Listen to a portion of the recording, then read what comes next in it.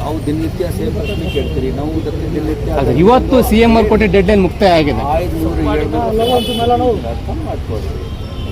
ಈಗ ನಾವು 2700-800 ಗುಂಡಿಗಳು 7ನೇ ತಾರೀಕಿಗೆ ತಮಗೆ ಸಂಬೋಧಿಸಿ ಮಾತಾಡುವಾಗ ಡೆಪ್ಯೂಟಿ CM ಸಾಹೇಬರು ಅದನ್ನು ಒಂದು 2 ವಾರದೊಳಗಾಗಿ ಎಲ್ಲ ಸರಿ ಮಾಡ್ತೀವಿ ಅಂತ ಹೇಳಿ ನಾವು ಇದುವರೆಗೂ 6,000 ಮೇಲ್ಪಟ್ಟಂದರೆ ಈಗ ಇವತ್ತು ನಿನ್ನೆ ಆಗಿತ್ತು 6,000, ಈಗ 7,000 8,000 ಈಗಾಗಲೇ ಗುಂಡಿಗಳನ್ನು ಮುಚ್ಚಿದೆ.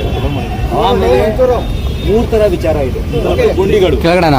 ಎರಡನೇದಾಗಿ ಏನಿದೆ ಬ್ಯಾಡ್ ಪ್ಯಾಚಸ್ ಅಂದರೆ ಅದು ಗುಂಡಿ ಪರಿಭಾಷೆಗೆ ಬರುವುದಿಲ್ಲ. ಅದು 2 ಮೀಟರ್ ಬೈ 2 ಮೀಟರ್ ಇರ್ಬೋದು, 2 ಮೀಟರ್ ಬೈ 3 ಮೀಟರ್ ಇರ್ಬೋದು. ಅಂಥದ್ದು ನಾವು 8,000 ಆ ಕಡೆಗೆ ಮುಚ್ಚಿದೆ. ತದನಂತರ ಬ್ಯಾಡ್ ರೀಚಸ್ ಇರುತ್ತೆ. ಬ್ಯಾಡ್ ರೀಚಸ್ ಅಂದರೆ ಫುಲ್ ಒಂದು ರೋಡ್ಗೆ ಒಂದು ಎಜ್ ಟು ಎಜ್ ತಗೊಂಡು ಒಂದು 50 ಮೀಟರ್ ಮಾಡುವುದು, 10 ಮೀಟರ್ ಮಾಡುವುದು, ಆ ಥರನೂ ಮಾಡಿದ್ದೇವೆ. ಬರೀ ಗುಂಡಿ ಮುಚ್ಚೋದು ಕೆಲಸ ಇಲ್ಲ. ಗುಂಡಿ ಮುಚ್ಚಿಲ್ಲ ಅಂದರೆ ಯಾಕೆಂದರೆ ತಮ್ಮ ಮತ್ತು ನಾಗರಿಕರ ಮಾನಸಿಕತೆಯಲ್ಲಿ ಏನಿರುತ್ತದೆ, ಯಾವುದು ರೋಡ್ ಓಡಾಡಲಿಕ್ಕೆ ಸರಿ ಇಲ್ಲ ಅಂದರೆ ಅದು ಗುಂಡಿ ಅಂತಲೇ ಹೇಳ್ತೀರಿ ಪರಿಭಾಷೆಯಲ್ಲಿ. ನಮ್ಮ ಇದರಲ್ಲಿ ನಾವು ಮಾತಾಡುವಾಗ ಆ ಥರ ಅಂದ್ಕೊಂಡು ಹೇಳ್ತೀವಿ. ಆದರೆ ನಮ್ಮ ಗುಂಡಿ ಪರಿಭಾಷೆ ನೋಡ್ಲಿಕ್ಕೆ ಇದ್ದರೆ ಅದು ಬರೀ ಇಷ್ಟು ಸೈಜ್ ಅಷ್ಟು ಸೈಜ್ ಇರುತ್ತೆ. ಅದು ಯಾರು ಜನರು ಅದಕ್ಕೆ ವ್ಯತ್ಯಾಸ ಮಾಡುವುದಿಲ್ಲ ಅಂತ ಹೇಳಿ ನಾವು ಅದನ್ನು ಎಲ್ಲ 3 ಕ್ರಮ ಕೈಗೊಂಡಿದ್ದೇವೆ. ಗುಂಡಿ ಮುಚ್ಚುವುದು, ಬ್ಯಾಡ್ ಮ್ಯಾಚಸ್ ಸರಿ ಮಾಡುವುದು ಮತ್ತು ಬ್ಯಾಡ್ ರೀಚಸ್ ಸರಿ ಮಾಡುವುದು.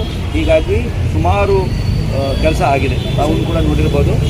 ಮತ್ತು ಈಗ ಫಸ್ಟ್ ಇದನ್ನು ಈಗಾಗ ಟೆಂಡರಿಂಗ್ ಮಾಡಿ ನಾವು by October and November first ವೀಕಿಂದ 459 ಕಿಲೋಮೀಟರ್ಗೆ 660 ಕೋಟಿಯಲ್ಲಿ ಕೆಲಸ ಕಾಮಗಾರಿಗಳು ಪ್ರಾರಂಭ ಮಾಡ್ತೀವಿ. ಆಗ ರೋಡ್ಗಳಿಗೆ ಒಂದು ಕಳೆ ಬರುತ್ತದೆ.